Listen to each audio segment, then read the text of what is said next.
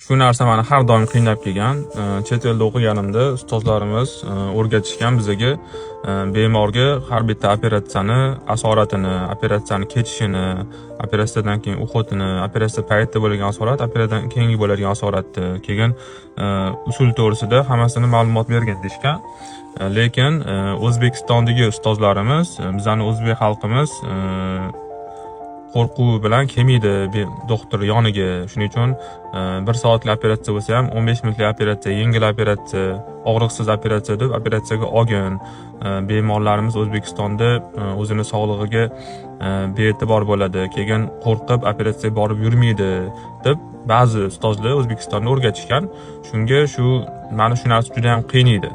Qaysi biri to'g'ri ekan? O'sha bemorga hamma narsani aytgan, ochiq oydin aytgan to'g'rimikan operatsiyadan oldin yoki operatsiya bo'lgandan keyin bemor o'sha narsani his qilib ko'rgani yaxshimikan? Shu narsa to'g'risida sizlarning fikringizni bermoqchiman. Shuning uchun kommentariyaga yozib qoldiringlar, iltimos.